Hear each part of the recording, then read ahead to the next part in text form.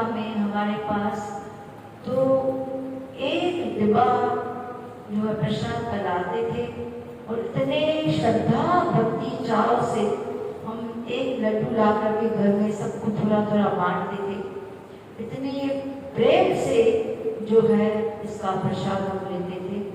मतलब सोचो कितने ये पुरानी बात है, 75 years ago, लाइक वहाँ से 25 और ये हो गए एक प्रकार से 50 साल।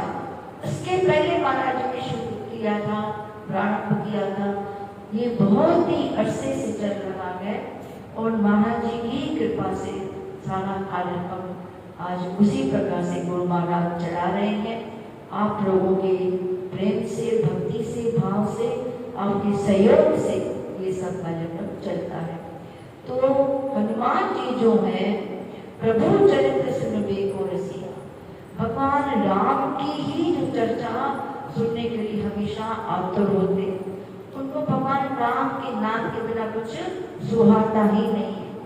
जहाँ भगवान राम जी के चरित्र की बातें होगी, राम कथा होगी, सबसे पहले आकर के हनुमान जी किसी न किसी रूप में विराजमान हो जाते हैं और कथा समाप्त होने के बाद वहां से जाते हैं। इसी प्रकार से तो गोस्वामी जी ने, तुलसीदास जी ने उनका दर्शन किया, वो समझ गए यही हनुमान जी हैं जो ऐसे मैले कुचैले कपड़ों में आकर के बैठते हैं, सबसे पहले बाद में जाते हैं। उनको दर्शन दिए फिर हनुमान जी ने दिए। तो राम लखन सीता मन बसिया, हनुमान जी जो मन में भगवान श्री सीता राम लक्ष्मण की मूर्ति छवि हमेशा बसी रहती है, छाई रहती है। तो राम जी क्या है? ज्ञान के स्वरूप, और सीता माता क्या है? भक्ति स्वरूप, और लक्ष्मण जो है वो वैराग्य के सदा जो है स्वरूप है, उनके रूप है, और वैराग्य वृत्ति में ही हमेशा मग्न रहते हैं। लक्ष्मण जी का बहुत बड़ा त्याग है। तो रामायण में देखा जाए तो कभी भी वो नींद नहीं लेते थे लक्ष्मण जी, और भगवान राम की चाकरी में रहते थे। तो ये बिरला एक ऐसा जो है मिसाल है। तो हनुमान जी के जीवन में ज्ञान की गंगा भी है, भक्ति के एक स्रोत जो है, जो एक ऐसी धारा चलती रहती है, राम नाम की भक्ति, और वैराग्य के तो सदाश वो स्वरूप है, वैराग्य में ही बसे रहते हैं। वैराग्य वृत्ति के मन में हमेशा जो छाई रहती है। बिना वैराग्य के हनुमान जी का एक भी कार्य नहीं है। इसी वैराग्य वृत्ति से उन्होंने सारे काम किए जब उनको सफलता मिली है। तो इन्हीं शब्दों से याद राम लेती हूँ। गीता के श्लोक की व्याख्या एंड में करेंगे। वो श्री कृष्ण चंद्र भगवान की जय। श्री राम कृष्ण तिवारी जी अपने विचार रखेंगे इसी चौपाई पर।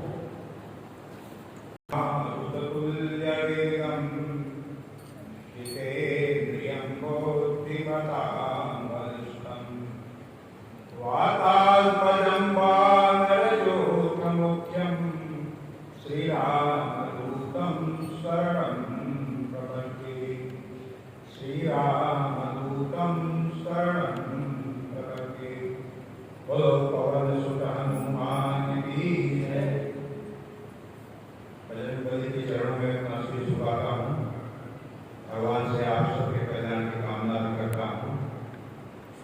परमादरणीय हमारे गुरुमान हैं, मैं आपके आशीर्वचनों से उस बात आपके समक्ष रखूँ।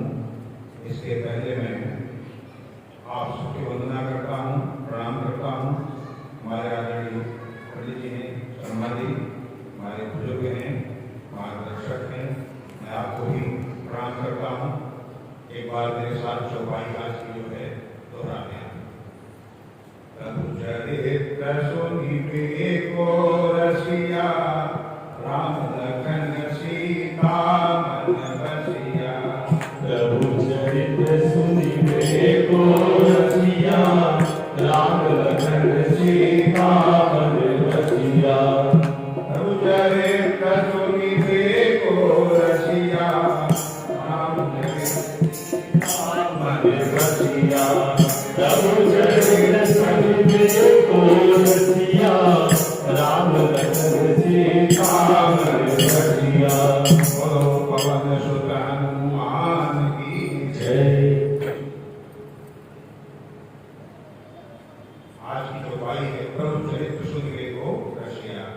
माँ ने बहुत थोड़े में इसका अर्थ आपको समझा दिया।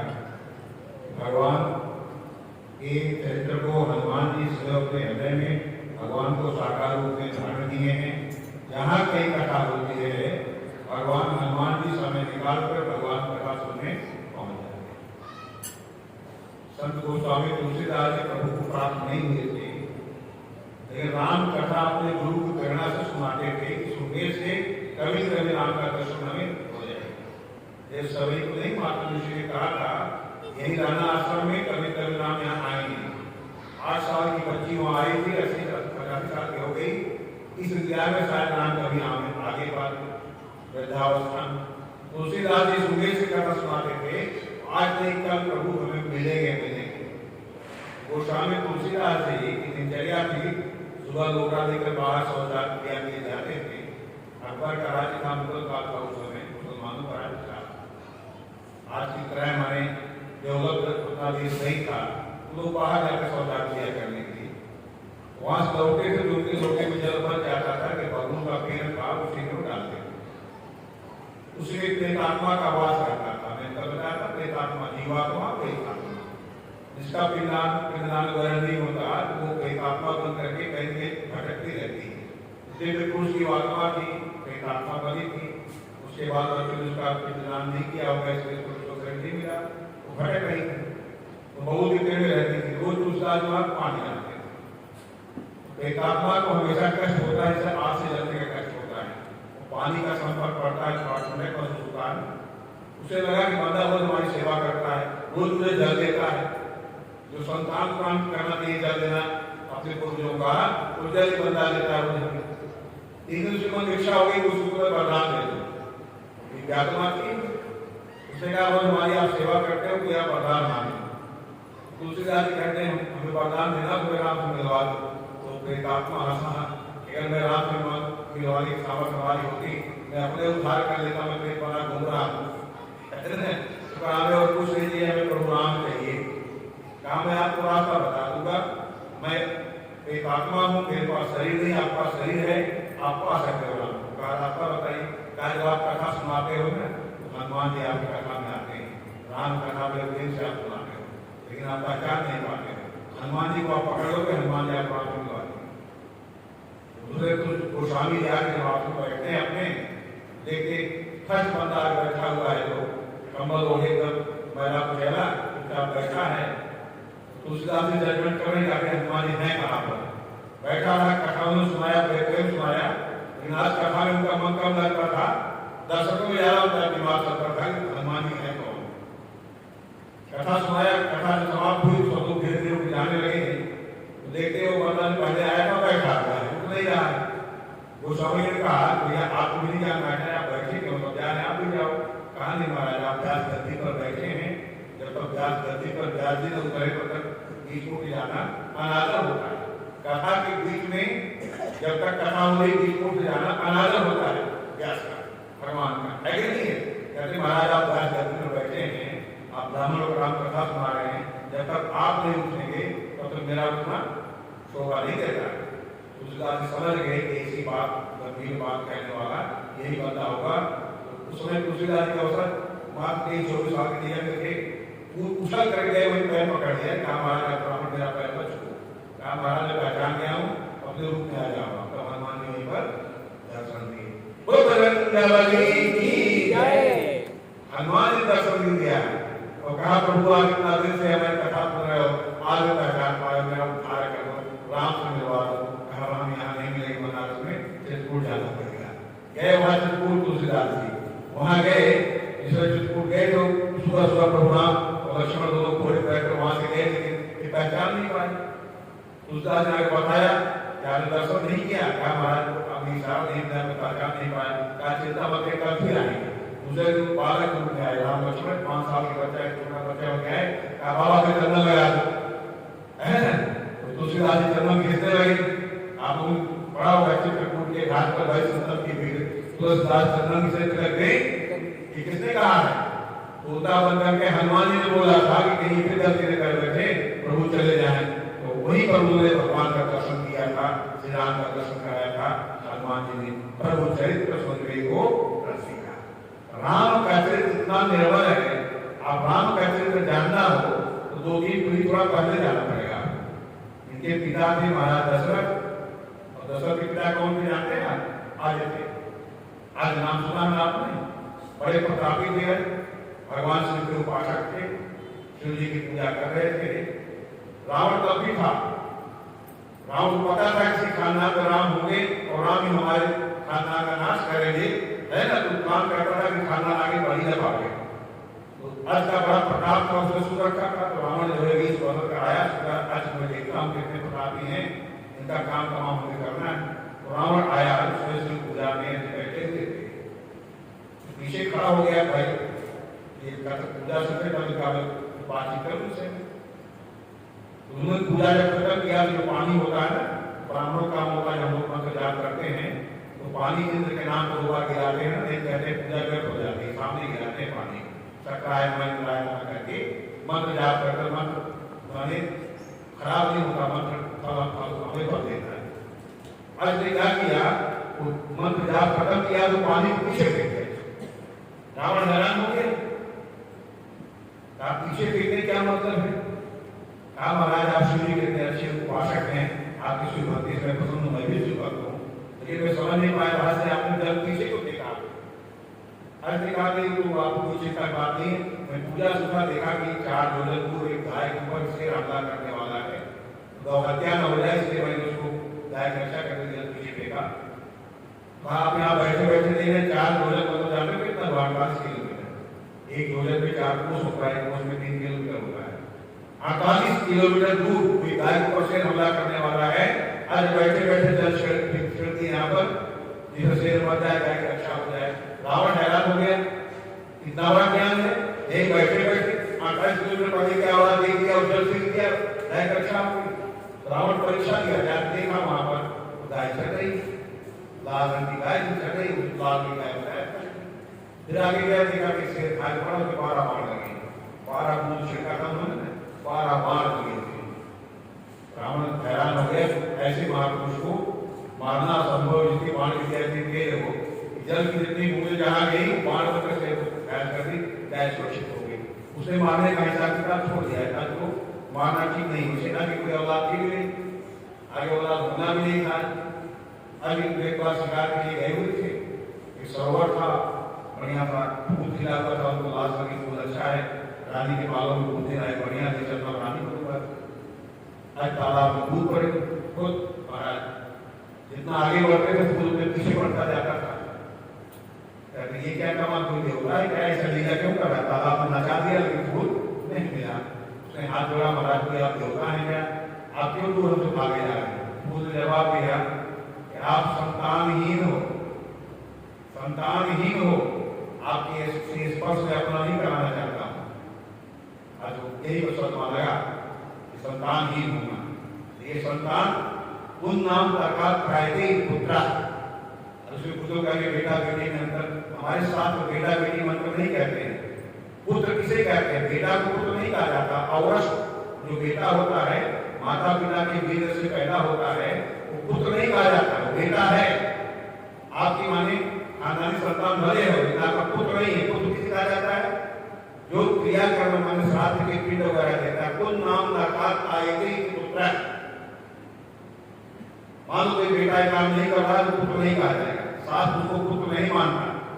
पुत्र कौन है? वो उसी के काम कर रहा है, आप मृत्यु के बाद आपका काम कर रहा है, गांव का सरपंच कर रहा है, गांव का राजा कर रहा है, आपको रिश्तेदार कर रहा है, आपका नाती कर रहा है, उसे पुत्र कहा जाएगा। पुत्र संज्ञा है।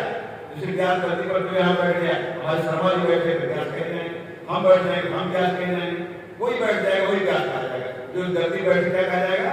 व्यास। जो दिवाली पानी 24 होगा भी रहेगा, व्यास महाराज कहा जाएगा, है कि नहीं? पुत्र एक पदवी है। पुत्र किसे कहते हैं? जो माता पिता के उद्धार के लिए सदगति के विधान करता, पुत्र नाम करता पुत्र। आज के पास संतान नहीं थी, इसलिए उनको हाथ नहीं लगाने दिया। आज को चिंता हुई, उन्होंने भगवान शिव से निवेदन किया, नारायण इतना बड़ा राजा हो, मेरा इतना सम्मान है, एक उसने हमेशा बोल दिया। तो शिव ने कहा चिंता मत करिए, नदी के किनारे ब्राह्मण रहता है, उसके पास जाइए, आपका कल्याण करेगा। गए ब्राह्मण के पास, कहा महाराज आपकी इच्छा मैं पूरी कर दूंगा, आप कोई अपनी चीज हमें दे दो। राजा ने कहा मैं पूरा राज्य आपके चरणों में देता हूँ, महाराज मेरी इच्छा पूरी करो, कोई संतान दे दो। ब्राह्मण ने कहा महाराज राज्य आपका तो है, राज्य तो प्रजा का है, आप तो सेवकों प्रजा के ऐसे नहीं, तो राज्य के लिए उन्होंने अपने गले का हाथ दिया, कहा ये ले लीजिए महाराज। अरे कहा हमारे से दूर रखो, आप ये भी आपका नहीं है, आपने प्रजा से टैक्स वगैरह दिया होगा, उसे हार बनवाया होगा, कोई आपने कोई मेहनत के कोई कमाया होगा। तो राजा वहां से निराश हो रहा है, जा करके काम ढूंढ लगे, वेश बदल करके राजा के मजदूर बन गए। लोहार अपनी फांसी में लोहा पीट रहा था, कहा भैया कुछ काम हमें दे दो, खाने के हमारे पास नहीं है, नौकरी कर दो हमें। उसने कहा कि लोहा पीटे रुपये में तो दूंगा मैं शाम को। उन्होंने दिन भर लोहा घना चलाया, लोहा पीटा राजा, शाम के रुपये सिक्का उसने दिया मजदूरी, वही मजदूरी लेकर आए गए ब्राह्मण के यहाँ, कहा महाराज जी मेरी अपनी कमाई का है, अपने परिश्रम का है। ब्राह्मण तो उसमें मिला नहीं था, वो ब्राह्मण की पत्नी थी, पत्नी को दे दिया। उन्होंने कहा आए पंडित जी को कह देना राजा आज आए थे, अपनी कमाई का पैसा दे गए, चले गए दे करके। शाम को ब्राह्मण आया तो ब्राह्मण ने वो पैसा दिया अपने पति को कि राजा आज आए थे, आपसे दे गए। उसने पैसा देखा, पैसा दे के ब्राह्मण पहचान के कमाई का पैसा है। उसने जो पैसा फेंका, जहां पैसा गया वहां धरती गड्ढा हो गया। ब्राह्मण वहां जाकर देखा, वहां गड्ढा हो गया। उसने क्या किया, झांका, उसमें बात नहीं करता था, उसकी खुदाई किया गया, सोने का था, खुदाई किया गया, सोने का निकला, अपने आप आसमान में चला गया, अपने आप पता है। दोबारा फिर झांका, दोबारा फिर अब दिखाई पड़ा, उसके रिपोर्ट निकला गया तो भी आसमान में ऐसे 9 रथ चले गए आसमान में। 10वां रथ आया, उसमें एक छोटा सा बालक था। बालक से रथ को जो है वो नहीं पूरा धरती पर उनके आदत हो, उसी रथ को उन्होंने अर्थ को दे दिया, कहा यही आप संतान का, यही आपका संतान होगी। तो सोने का रथ था, नवजात शिशु उस पर लेटा हुआ था, उसी कुछ में पाला पोसा, इसलिए उसका नाम क्या पड़ गया, दशरथ रथ। 9 रथ ऊपर हुए हैं, 10वें रथ पर बालक पैदा हुआ, इसलिए इसका नाम क्या पड़ गया, दशरथ रथ, है ना। दशरथ महाराज थे, ये अर्थ के माने पति से नहीं पैदा हुए थे, धरती से स्वतः पैदा हुए थे, ये भी महाप्रतापी राजा थे। अब दशरथ कौन थे, थोड़ी सी कथा सुनो 2 मिनट। पूर्व में राजा थे वंश शत्रुघ्न, नाम सुना होगा आपने, बड़ी तपस्या किया, सतयुग में बहुत तपस्या किया, 10,000 साल तक बिना खाए पिए तपस्या किया। रामचरित मानस के आप बालकांड को पढ़िए, उसमें लिखा हुआ है, विधि हरिहर तप दीन अपारा, मनु समीप आए बहु आरा। कई बार ब्रह्मा जी आए, मना ने प्रभु आप तपस्या बंद करिए, बड़ी तपस्या करिए, जो मांगना हो मांगिए, वरदान होगा, आप तपस्या बंद करिए। उन्होंने कहा नहीं चाहिए, आपको कोई काम नहीं, आपने तपस्या नहीं करना। विष्णु जी आए, विधि हरि मान विष्णु, उनको भी लौटा दिया, है ना। शंकर जी आए, उनको भी लौटा दिया, विधि हरि हर शंकर, विधि हरि हर तप देखी अपारा, और मनु समीप आए बहुबारा। एक बार नहीं, सैकड़ों बार आए, तपस्या बंदी, तपस्या करते रहे, नहीं माने, इतने बड़े तपस्या। अंत में नववाणी, माघ माघ भय नववाणी, आकाशवाणी हुई, इसकी आवाज हुई, परमात्मा में नहीं थे, कौन बोला, ब्रह्म की आवाज आई, परम परमेश्वर ब्रह्म की आवाज आई, माघ माघ भय नववाणी, परम कृपाल कृपा में शांति, बड़ी सुंदर मधुर आवाज में आकाशवाणी हुई। आप क्या चाहते, मांगो मैं आया। कहा प्रभु सामने आओ, स्वरूप धारण करके ब्रह्म का अवतरण हुआ, और कहा कि महाराज, राजा ने क्या कहा, सो तुम जानम अंतर्यामी पूर्व मोर मनोरथ स्वामी। जब भाई पढ़ाई नहीं पढ़ा है, प्रभु मेरे मनोरथ पूरा करो। क्या मनोरथ है, कहा आप जैसी संतान चाहता हूँ। ब्रह्म ने कहा संतान, पूरे ब्रह्मांड में मेरा जैसा कोई है नहीं, वही हूँ, तो मैं ही तुम्हारी संतान बन जाऊंगा, मैं ही आऊंगा, अंशन सहित नहीं होता, बदल दे दिया, मैं अंशन सहित आऊंगा। वही वंश शत्रुघ्न बने हैं दशरथ और कौशल्या। इतने बड़े तपस्वी को ऐसे बड़ी परंपरा घर में होता है, कई जनों का दर्शक होता है। उन्हीं के यहाँ देखिए 4 लाल हुए हैं। लाल कैसे हुए आपको सब पता है। वशिष्ठ जी का नामकरण करने जाते हैं, उन्हें राम में किसकी छवि देखी, ब्रह्म की। जो लोग कहते हैं विष्णु का अवतार है, कहीं कहीं पर दिखाई देता है। आप मानस सहस्त्र पढ़िए, विष्णु का अवतार राम नहीं है। विष्णु भी तीन है, गीता में बताया गया है। महाविष्णु, शेषशायी विष्णु, हम सबके हृदय में विष्णु है कि नहीं? तीन रूप है। तो महाविष्णु को ब्रह्म कहा जाता है। एक शेषशायी विष्णु है, एक हम लोग हृदय में विष्णु है। आप गीता का अध्ययन होगा, आप देखो गीता में है ना, भगवान के विष्णु के तीन स्वरूप है। तो महाविष्णु के स्वरूप ब्रह्म महाविष्णु है।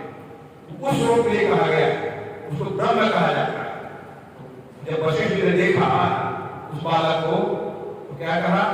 जो आनंद कंद सुख राशि और करते त्रैलोक्य सुखासी, सो सुख धाम राम यस नामा सकल लोकदायक विश्रामा। भाई तो साक्षात ब्रह्मदेव है कि नहीं? दुनिया को आनंद देने वाले, पूरे ब्रह्मांड को आनंद से भर देने वाले का नाम क्या है? राम। और जब दूसरे बालक को देखा, एक कोई भी बालक बैठा मुस्कुरा रहा है, सेम राम की शक्ल का है, वो विष्णु का अवतार है। क्या नाम लिखा उसका? विश्व भरण पोषण कर जोई और ताकर नाम भरत यश होई। विश्व का भरण पोषण करने वाला होगा। तो भरण पोषण कौन करता है? रजोजु से जन्म सत्वर त्रय तो प्रजान नाम प्रय परस से हजार सत्य कितना से कोई है और पढ़ाओगा इसको। संसार को बनाने के ब्रह्मा आते हैं, रजोजु जन्म सत्वर त्रय, इसको प्रजान नाम प्रय परस से, और संसार के पालन के लिए कौन आता है? विष्णु। ब्रह्म के ही स्वरूप है, अंश है, ब्रह्म के अंश है। ब्रह्मा जी संसार बनाते हैं, विष्णु जी संसार की रक्षा करते हैं, पालन पोषण करते हैं, और शिव जी क्या करते हैं? संहार करते हैं।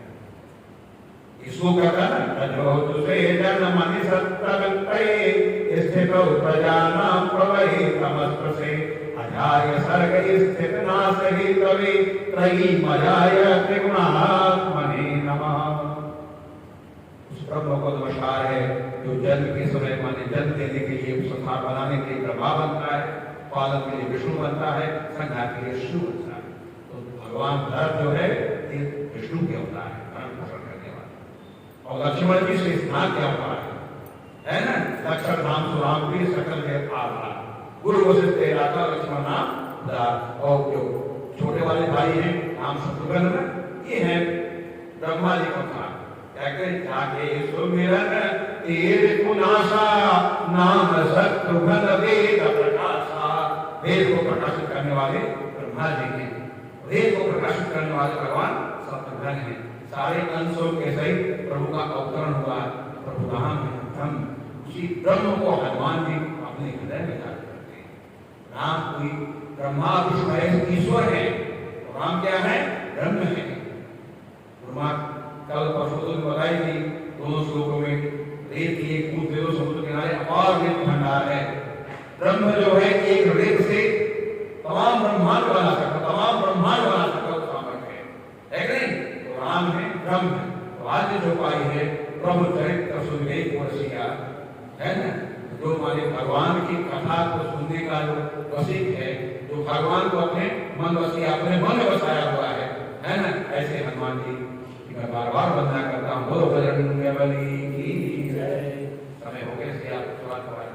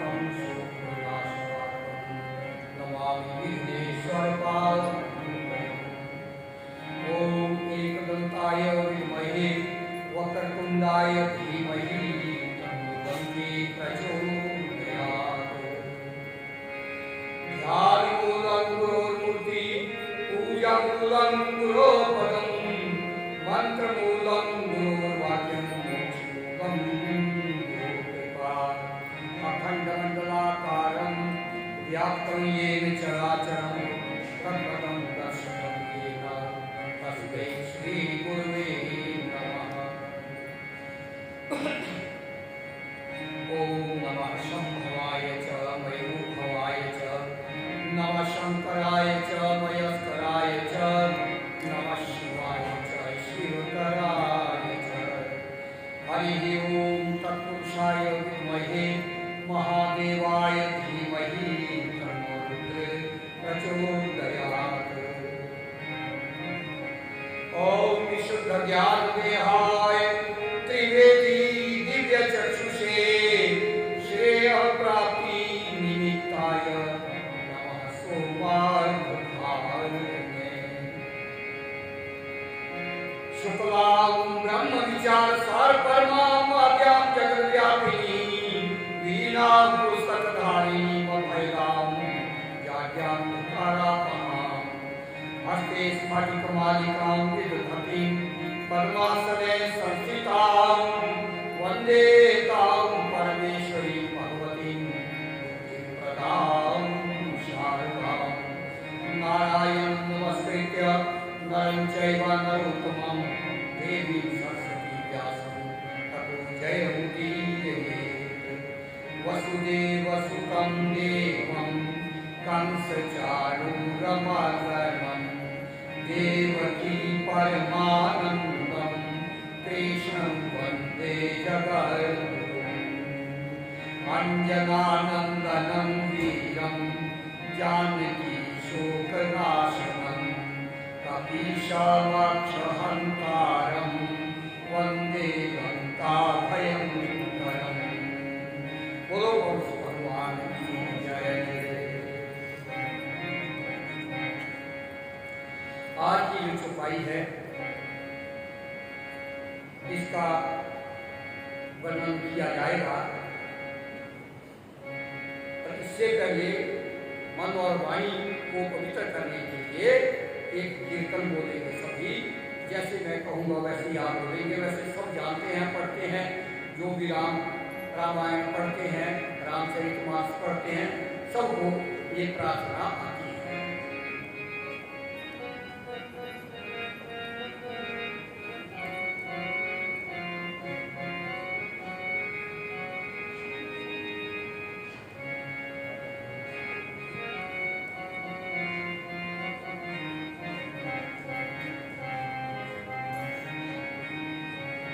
वर्णाना मथ संधाना रसाना चंद्रसामती।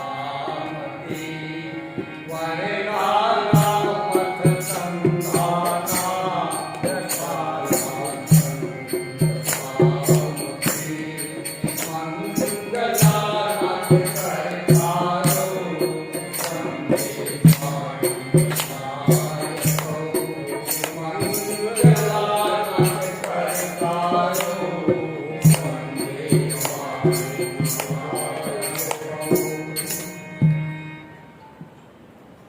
भगवान गणेश और माता सरस्वती की ये वंदना है।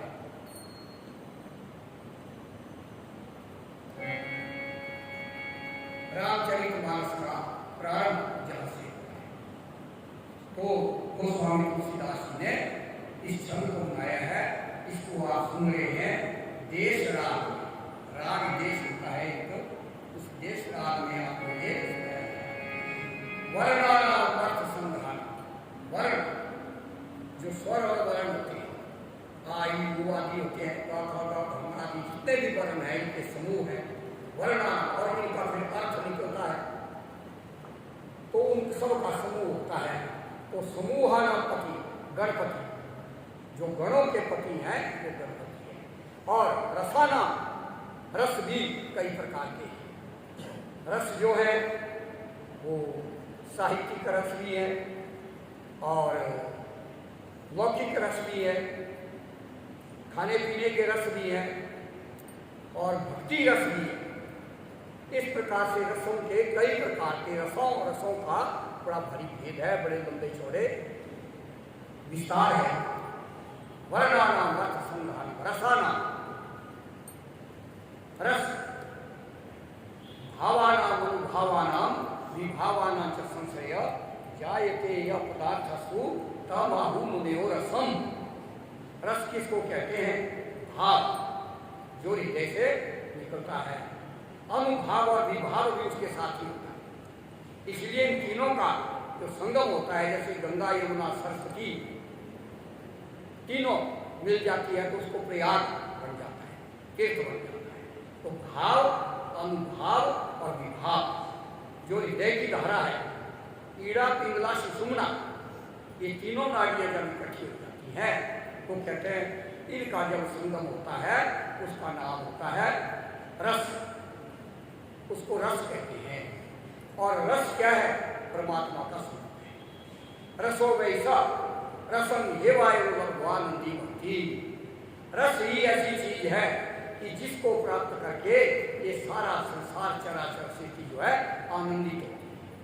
और यहाँ तक कहा गया है कि आनंदादेव इमानि भूतानि जायन्ते आनंदेन जातानि जीवन्ति आनंदम प्रति अविशन्ति। आनंद से ही सारा संसार पैदा हुआ है, आनंद में ही सारा संसार जो है रमा हुआ है, खोज रहा है उसका आनंद, और अंत में आनंद की खोज करते करते ही समाप्त होते हैं। तो इस प्रकार से रस जो है वो एक हृदय की वस्तु है, वो है भाव। कहते हैं न देवो विद्यते काष्ठे न पाषाणे न विद्यते भावे ही विद्यते देव तस्माद् भावो ही कारणम। लकड़ी में देवी देवता नहीं है, मिट्टी में या पत्थर में भी नहीं है। देवता जो है वो भाव के अंदर है। अगर हृदय के अंदर भाव है तो उस मूर्ति के अंदर भी भगवान प्रकट हो जाता है। इसलिए मंत्रे तीर्थे द्विजे देवे दैवज्ञे दृश्ये गुरो यादृशी भावना यस्य सिद्धि भक्ति तादृशी। तो उस भाव जैसा आदमी का होता है उसी के अनुसार से आदमी को सिद्धि प्राप्त होती है। तो आज की जो ये कथा सुना रहे हैं आपको, तो इसमें वर्णानाम अर्थ संधाना रसाना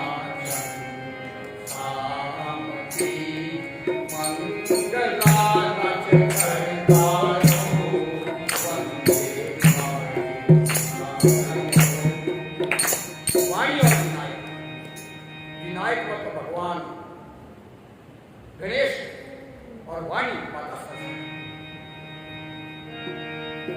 भवानी शंकर वंदे श्रद्धा विश्वास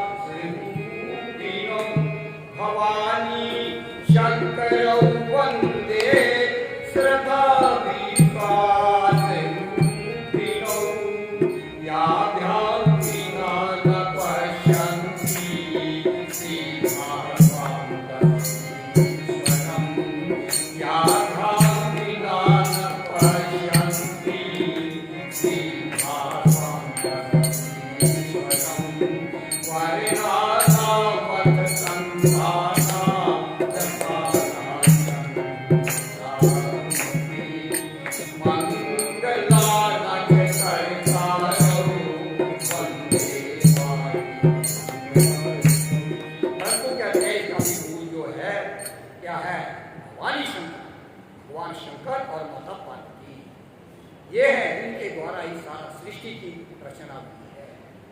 शिव और शक्ति के द्वारा।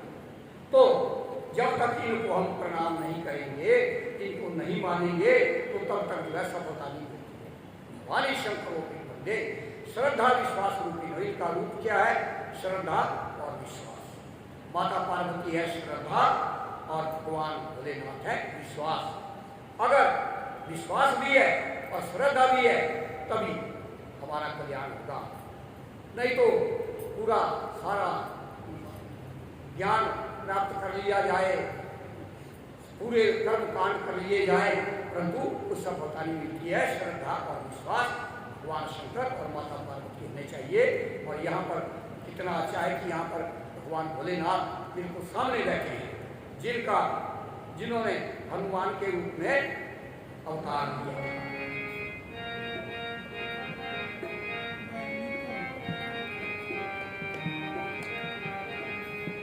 फिर ये गुरु स्थान भी है।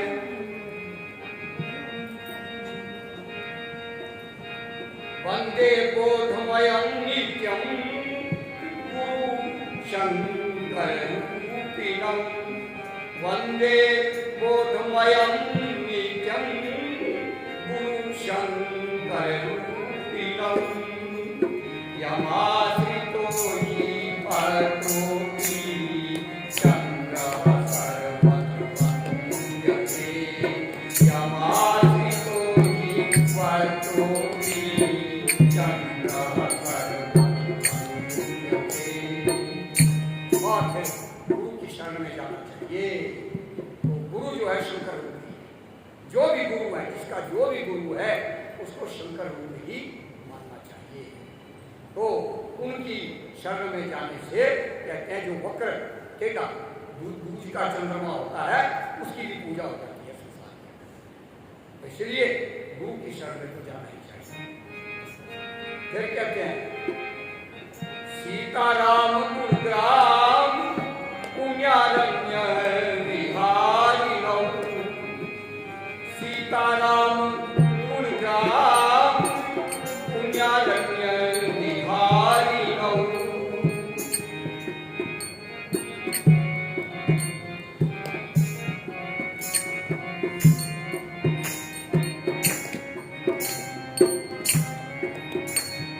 सीताराम गुरुग्राम पुण्यारण्य विहारिणौ।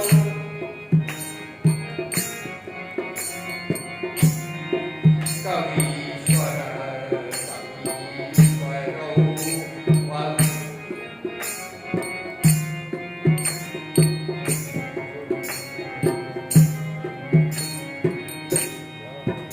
सीताराम भगवान जो है इनके इतने अच्छे सद्गुण है कि वो एक जंगल के समान है, उसका कोई वर्णन नहीं कर सकता। जैसे कोई बड़ा भारी बियाबान जंगल होता है तो उस प्रकार के इतने भगवान राम के और सीता के सद्गुण हैं। वो एक जंगल के समान है और इस जंगल की शोभा बढ़ाने वाले दो हैं, कवीश्वर और कपीश्वर।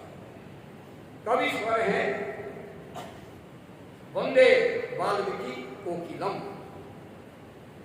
राम कथा जो है वास्तव में भगवान शंकर ही जानते हैं। चरितं रघुनाथस्य शतकोटि प्रविष्टरम, कहते हैं 100 करोड़ श्लोक हैं रामायण के। जो राम की कथा जो है उसमें 100 करोड़ श्लोक हैं, वो रामायण है, उसको भगवान शंकर जानते हैं। फिर भगवान शंकर की ऐसी कृपा हो गई कि वाल्मीकि ने 24,000 श्लोकों में उनका सार निकाला। और फिर कलयुग आ गया तो कलयुग में गोस्वामी तुलसीदास ही वाल्मीकि जो है वो बन करके आ गए और उन्होंने सरल भाषा में, लोक भाषा में रामचरित्र जो है वो वर्णित कर दिया। सीताराम गुरुग्राम पुण्यारण्य विहारिणौ। वंदे विशुद्ध विज्ञानो कवीश्वर कपीश्वरौ। विशुद्ध विज्ञान है वाल्मीकि और हनुमान जो उस जंगल में विहार करते हैं।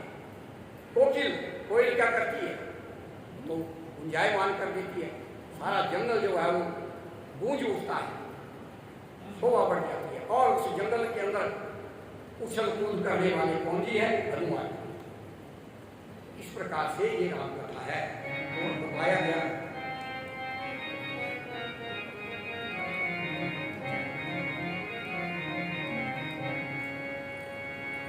प्रभु चरित्र सुनी देखो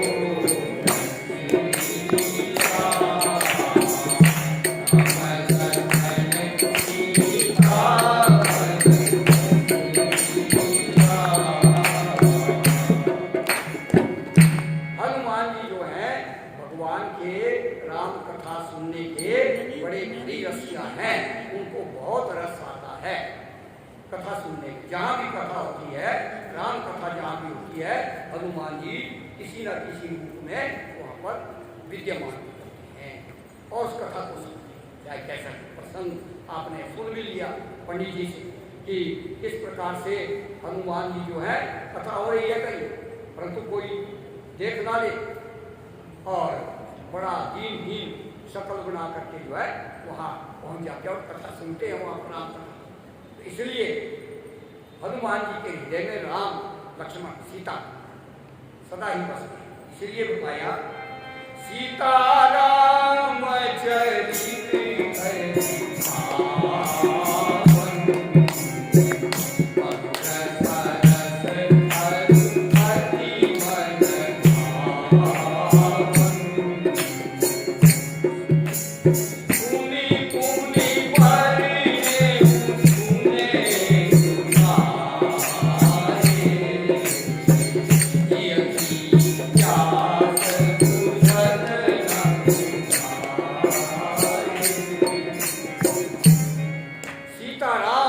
चरित ये जो राम कथा है, रामचरितमानस जो है या रामायण जो है, तो ये कथा बड़ी बड़ी पवित्र है।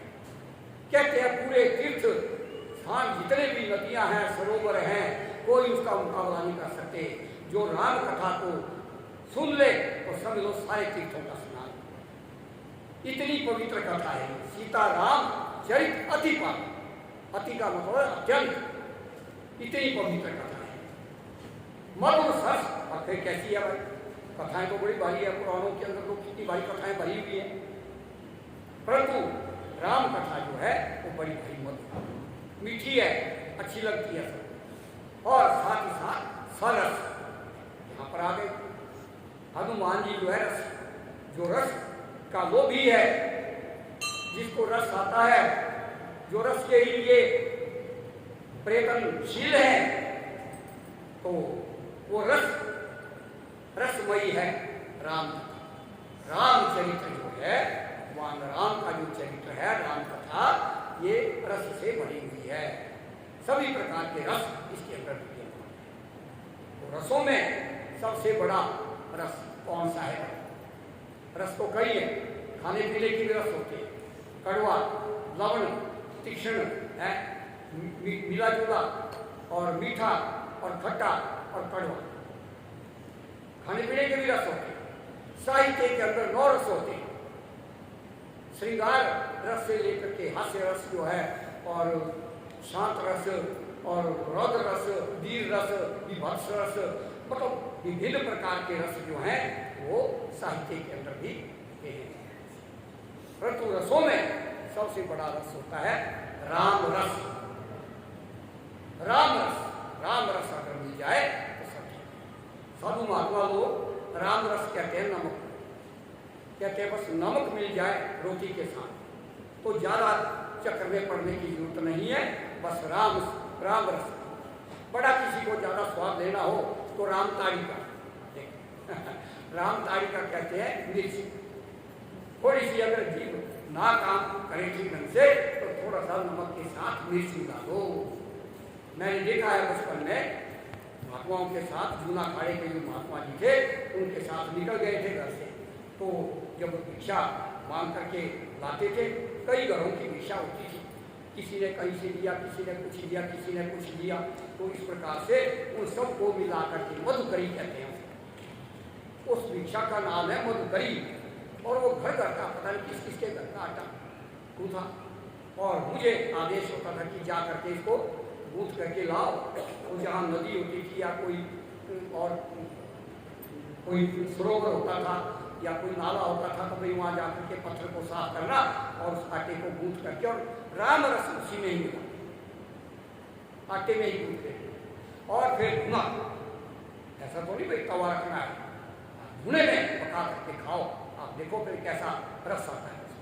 तो धुने में ही पका देना, तो बड़े बड़े अंगारों के ऊपर बनाकर उसको कहते हैं टिक्कड़ नाम।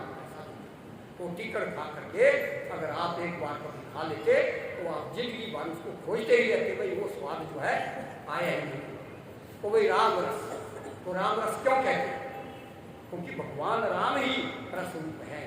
इसलिए परब्रह्म की व्याख्या करते हुए परब्रह्म परमात्मा, ठीक है, ब्रह्म है क्या? अथा तो ब्रह्म जिज्ञासा। वेदांत में ब्रह्म सूत्र में पहला ही सूत्र है अथा तो ब्रह्म जिज्ञासा, कि ब्रह्म सबसे बड़ी चीज जो है उसकी तरफ जाना चाहिए, उसका विचार करना चाहिए। फिर कहते हैं जन्माद्य से यथा। अब उसकी पहचान क्या है भाई? पहचान तो कोई है, पहचान है जन्मादि, मतलब पैदा होना, फिर कुछ दिन स्थिर रहना, फिर नष्ट होना। ये तीन काम किसके? ब्रह्मा विष्णु महेश। ब्रह्मा पैदा करेंगे और विष्णु थोड़े दिन उसकी पालना करेंगे और शंकर भगवान उसको नष्ट कर देंगे। ये गति सारे संसार, जो भी संसार के अंदर रोज सुबह देखो दिन निकलता है और दोपहर में खूब चमकता है और शाम को अस्त होता है। इसी प्रकार से आदमी पैदा होता है, जिंदगी में खूब खेलता मौज मस्ती करता है और बाद में नामो निशान मिल जाता है। ये तीनों काम किसके हैं? ब्रह्मा विष्णु और शिव। इनको आदेश है परब्रह्म परमात्मा। तो इसलिए परब्रह्म परमात्मा की परिभाषा क्या की है? वो कहते हैं रसो वैसा। वो परमात्मा रस है, रस रूप है, तेज है। और रसम हेवायुवानंदी होती, उस रस को प्राप्त करके ही ये जीव, ये सारा संसार आनंद प्राप्त करता है। तो इस प्रकार से वो परब्रह्म परमात्मा रस। तो हनुमान जी जो है राम कथा के रसिक हैं। रसिक वो होता है जिसको उसी में रस।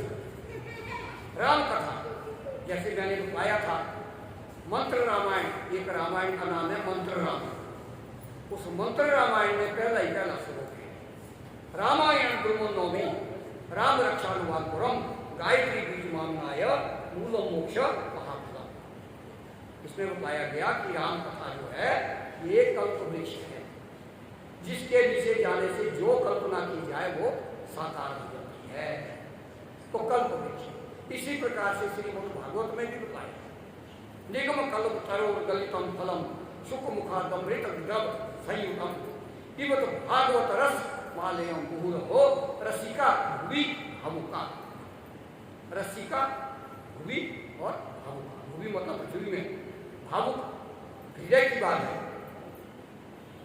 रस तो इसका मतलब है कि पिबत भागवत रस, वो जो चार वेद हैं निगम कल्प तक, चार वेद जो है वो वृक्ष है और उसका पका हुआ फल है भागवत, जिसमें भगवान की चर्चा हुई है। भागवत उसको कहते हैं जिसमें भगवान की चर्चा।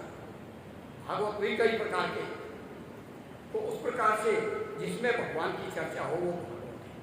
तो पिबत भागवत रस मुहुर कहते हैं उस भागवत के रस को पीना चाहिए, हमेशा ही पीने की कोशिश करनी चाहिए। और ऐसा वो फल है, कहते हैं ऐसा वो फल है कि उसमें ना छिलका है और ना गुठली। देखो कितना अच्छा है वो राम रस। नहीं तो फल ऐसा होता है कि भाई उसमें छिलका भी होता है और गुठली भी होती है, तो कई आदमी तो खा नहीं सकते हैं, कई लोगों के दांत नहीं होंगे तो वो कैसे खाएंगे? वो छिलका ही घुस जाएगा मुंह के अंदर। परंतु कहते हैं वो फल कैसा है? वो फल रस रूपी है, उसमें ना छिलका है ना गुठली, बस सीधा लो उस फल को नहीं लगता। पिबत भागवत रस माले वो। परंतु कैसे? अब सारे संसार के आदमी जो हैं वो तो भाई मुंह से खाते हैं, परंतु कहते हैं वो भगवान राम की जो कथा है वो कहाँ से जाती है? अंदर श्रवण से, कानों से, कानों से वो अंदर जाती है और कानों से अंदर चली गई तो ये जीव जो है कृपाल होगा। तो सीताराम चरित अति पावन मधुर सरस रस से युक्त अति मन भावन और बड़ा ही अच्छा होता है। और उसी को गोस्वामी तुलसीदास जी ने कई प्रकार के रामायणों को पढ़ा, नाना पुराण निगमा गम संतैया, वेद भी पढ़े, वेद के अंदर भी राम कथा है, इसकी खोज हो गई है पूर्ण रूप से। तो राम भद्राचार्य जी महाराज बतला रहे हैं, सारे संसार को बतला रहे हैं, और उन्होंने तो बड़े कोर्ट के अंदर भी जाकर के बतला दिया।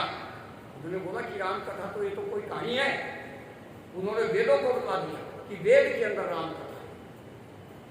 इसका मतलब यह है कि वेद मंत्र बोल करके उन्होंने न्यायालय में सिद्ध कर दिया था कि राम का अवतार अयोध्या में हुआ था और यही उनका स्थान है, ये भी सिद्ध करते हैं। इसका अर्थ ये हुआ कि राम कथा जो है ये रस रूप है और हनुमान जी जो है वो रसिक हैं। जहाँ भी राम कथा होती है उसको श्रवण करते जाते हैं वो, और फिर कहते हैं इससे आदमी तृप्त नहीं होता है, पुनी पुनी बार बार जो इच्छा होती रहती है कि बार बार हमको सुनने को मिलता रहे। और बहुत सी कथाएं हैं, कहानियां हैं, पुराणों के अंदर 18 पुराण है, तो कितनी कहानियां पढ़ेंगी। कहते हैं मार्कंडेय पुराण, मत्स्य पुराण, भागवत पुराण, भविष्य पुराण, ब्रह्म पुराण, ब्रह्मांड पुराण, ब्रह्म वैवर्त पुराण, वामन पुराण, वायु पुराण, वराह पुराण, विष्णु पुराण, नारद पुराण, शिव महापुराण, लिंग पुराण, पद्म पुराण, अग्नि पुराण, कुरुम पुराण और स्कंद पुराण और गर्भ। अब इतनी कथाएं हैं, कितनी कथा बोले, और जो राम कथा है ये सबसे अद्वितीय है, कोई इसका मुकाबला नहीं कर सकते हैं। तो सारे पुराणों के अंदर भी राम कथा आई है। तो हनुमान जी जो हैं रसिक हैं, रस के लोभी हैं। जैसे भ्रमर होता है, घोड़ा जो होता है फूल के अंदर जाता है और जो रस होता है उसको ले लेता है, फूल को कुछ नहीं करता है। ऐसा नहीं कि उसने फूल को खा देना, ऐसा नहीं, जो रस है वो रस ले लेना है। उसी प्रकार से जो कथा राम की सुनते हैं तो वो भी इसी प्रकार के होने चाहिए, रसिक होने चाहिए, रस के लोग भी होने चाहिए। तो यही बताया गया, मीना लीनो महिष हंस बकस हवा मार्जार वृक्ष कंठ जलोक तुल्या सचिद्र कुंभ जल सिंधु शिलोकमास्य ते श्राव काश्यप विद 14 प्रकार के राम कथा सुनने वाले लोग होते हैं। 14 प्रकार हैं। मीन, कोई श्रोता कथा सुनने वाला ऐसा होता है जो मछली की तरह, ठीक है। और मछली का क्या स्वभाव होता है भाई, मछली के आगे कांटे में कुछ लगा दो तो उसको जो है वो जा जाती है, अपनी जान निकलवा देती है। मीनाली, और कुछ श्रोता जो है वो घोड़े के समान होते हैं, कभी स्कूल में से लेते हैं, कुछ थोड़ा कुछ अगले से लेते हैं, कुछ अगले से लेते हैं और भ्रमण करते हैं। महिष, और कोई श्रोता कहते हैं भैंस की तरह होते हैं, भैंस के आगे कितने सितार कितने बाजे बजा दो उसको कोई मतलब नहीं, तो कितनी बेची कथा क्यों ना हो। महिष हंस, और एक श्रोता कहते हैं हंस के समान होते हैं। हंस के आगे दूध में पानी मिला करके रख दो और हंस जो है उस दूध को पी जाएगा, पानी नहीं। ऐसा श्रोता होना चाहिए। राम कथा सुनने वाले ऐसे लोग होने चाहिए जो दूध का दूध और पानी का पानी, समझे। बकस होगा, और कुछ जो है बगले के समान होते हैं, जैसे बगला होता है, एक काम से खड़ा हो जाता है, तपस्वी है और तप कर रहा है, और नदी में जो मछलियाँ हैं बेचारी वो सुनती है, बड़ा भाई तपस्वी आ गया कहीं से, भाई कि कोई पैर से खड़ा हुआ है, कितनी तपस्या करने, परंतु ये पता नहीं है कि वो किस उद्देश्य से है। वो देखता है कि जब मछली सामने आएगी तो एकदम उसके ऊपर टूट पड़ेगा। तो ऐसे भी श्रोता नहीं होने चाहिए। बकस हो, मार्जार, और कुछ बिल्ले के समान, ऐसा नहीं, जो बिल्ले का स्वभाव। वृक्ष, कोई भेड़िए के समान हो, ये बड़ा भाई पुकार होता है, गुस्सा होता है उनको। भगवान के राम कथा सुनेंगे वो आदमी उनको गुस्सा ही आएगा। कंठ, और कुछ होते हैं गिद्ध। गिद्ध जो होता है कहते हैं भाई आसमान में उड़ता है, जहाँ कहीं जानवर मरा होगा उसको नजर आ जाता है, वो यही चाहता है कि भाई जहाँ मरा हुआ ही मांस ही मुझे मिल जाए, मुझे और कुछ नहीं चाहिए, वहाँ पर पहुँचेगा। तो ऐसे भी होते हैं भाई, उनको किसी कथा से मतलब नहीं होता है, वहाँ से कुछ और ही ढूंढते हैं। जलोक तुल्य, और कुछ श्रोता जो हैं जोंक की तरह भी होते हैं। जोंक जो होती है, अगर किसी को लग जाए तो सारा खून पी जाए, ठीक है। तो एक आदमी ने कहते हैं भाई विचार किया, भाई बेचारी ने इसने तो लोगों का खून ही किया, चलो इसको मैं आज गौ माता का दूध पिलाते हैं ताकि दूध का भी तो स्वाद लगे। बताओ क्या दूध क्या होता है। उसने गौ माता के दूध में स्तन में लगा दिया, परंतु उस जोंक ने खून नहीं पिया, दूध का तो उसको पता ही नहीं। तो ऐसे भी कथा सुनने वाले होते हैं, वे कथा में आ गए परंतु वहाँ से बुराई लेकर के जाएंगे। बुरी बातें ही जो होगी वो सुनेंगे और अच्छी बात जो है दिमाग में नहीं बैठेगी। सच्छिद्र कुंभ और कुछ कथा सुनने वाले फूटा हुआ घड़ा होते हैं, फूटा हुआ घड़ा सच्छिद्र कुंभ, ऊपर से कितना पानी डालते जाओ सब कुछ भी आँख नहीं, ऐसा भी नहीं होना चाहिए भाई। तो जल सिंधु और कुछ पानी की तरह होते हैं, जैसे पानी जिस तरफ को देखा उस तरफ को बह गया।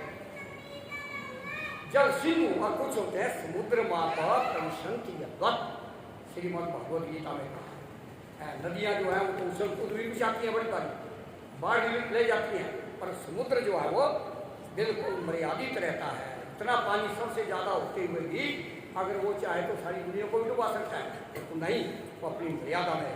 तो ऐसे श्रोता बनना चाहिए।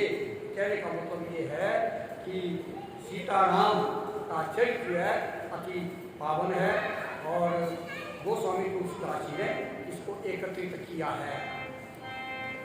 रामचरित मानस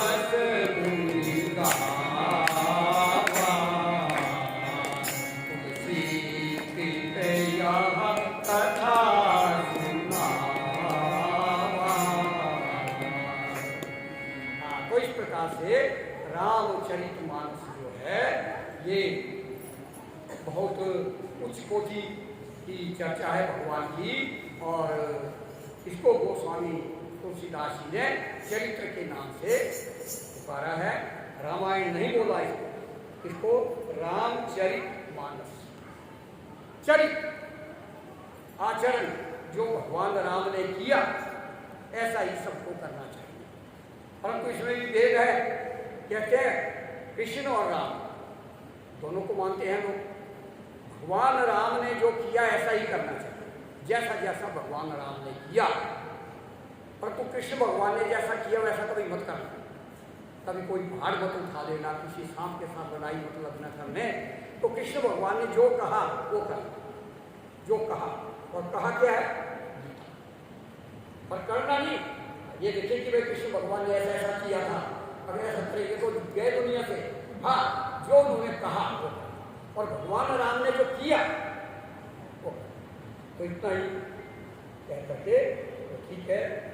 अभी आज का जो था प्रसंग है, हनुमान जी जो हैं जिनके हृदय के अंदर राम लक्ष्मण सीता निवास करते हैं, और राम कथा के कई रसिया है, प्रभु चरित्र सुनने की रसिया है, और राम लक्ष्मण सीता उनके हृदय में वास करते हैं।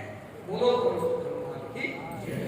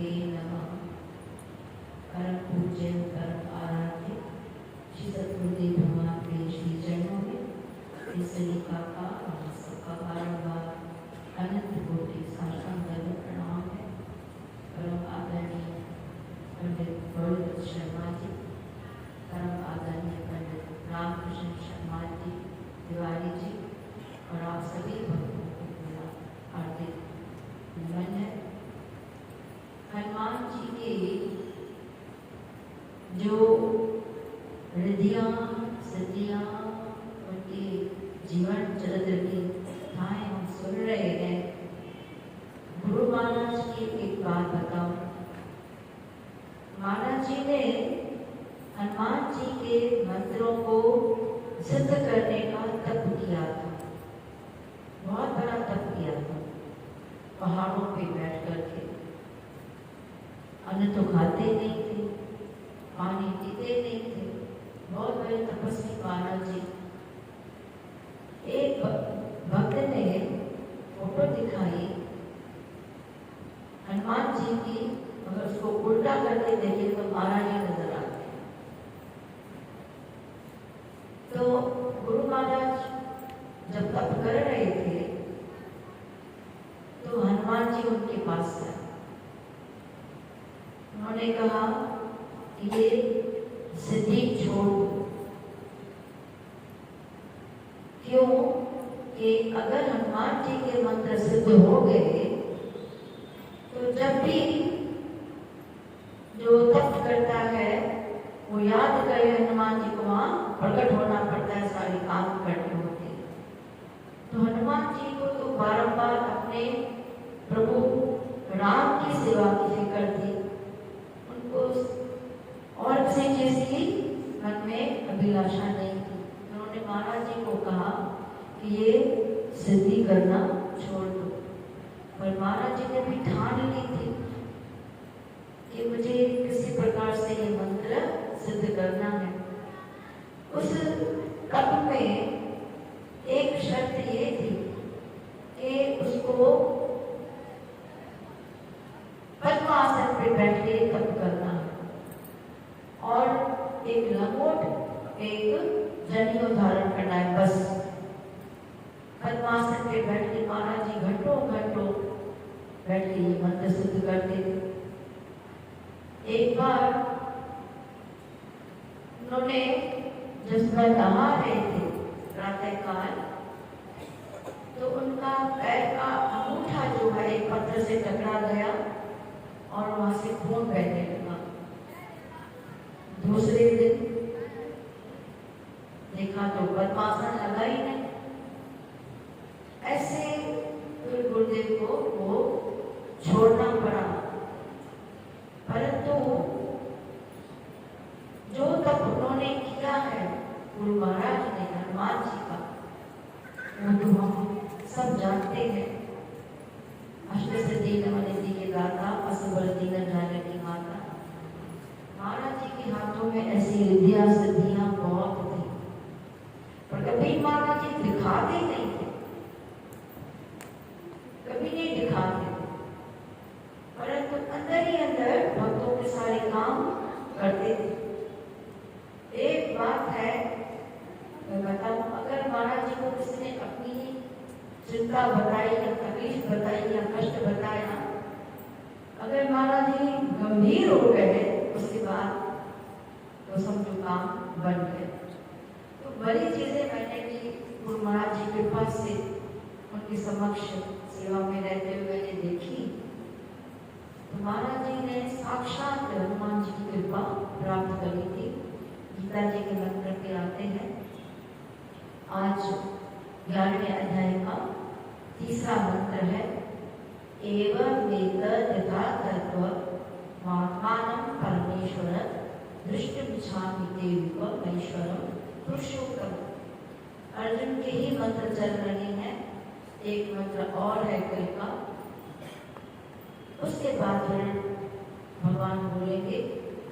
तो आज अर्जुन प्रार्थना करता है, उसके पहले कहता है, प्रभु जो जो चीजें आपने अपने लिए बताई, तो मेरा तो प्रभाव न ऋषि मुनि जानते हैं, न ब्रह्मा जी जानते हैं, न नारद जी जानते हैं। तो नमें दुष्टगण प्रभव न मार्ष अवादहि देवना भाषिकम रामचर सर्वशः। मैं सब चीज मानता हूँ, वैसे के वैसे मानता हूँ, पर मेरे मन में एक अभिलाषा उत्कंठा है